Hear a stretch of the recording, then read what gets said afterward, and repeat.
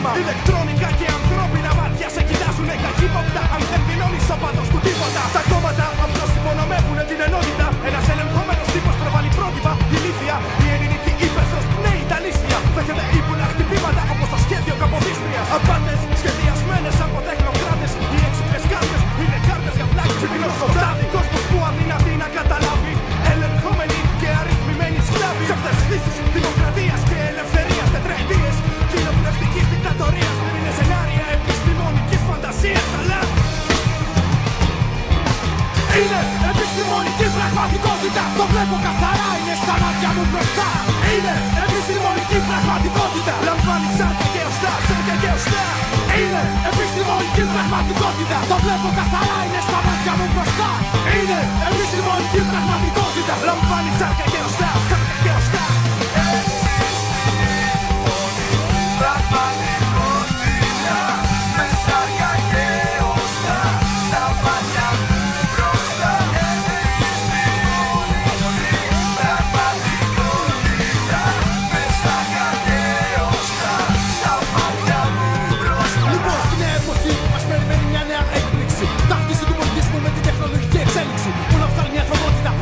Στο νερό να χτίζοντας κτίρια εμείς στην κάψιλα. Τη νέα Βαβυλώνα. Ανθρώπινο σώμα θα υποστεί εξευτελιστική τυποποίηση. Λογιστικά θα βλάχνουν ανθρώπους κατ' εικόνα και ομοίωση.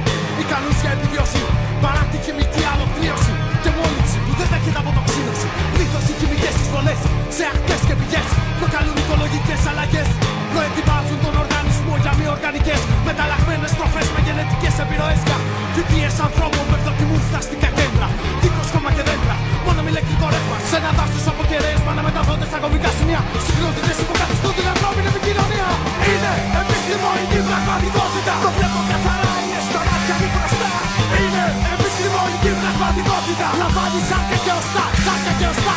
Είναι επιστημονική πραγματικότητα. Το βλέπω καθαρά, είναι στα μάτια μου μπροστά. Είναι επιστημονική πραγματικότητα. Λαμβάνει σάρκα και οστά, σάρκα και οστά.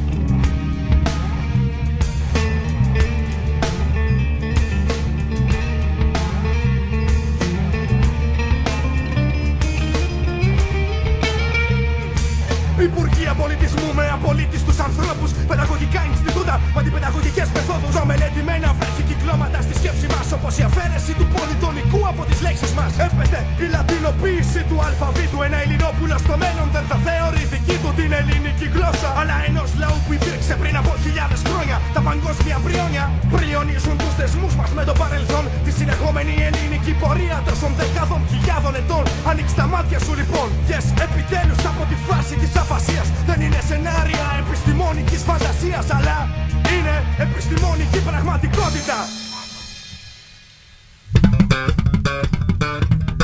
Είναι επιστημονική πραγματικότητα. Το βλέπω καθαρά, είναι στα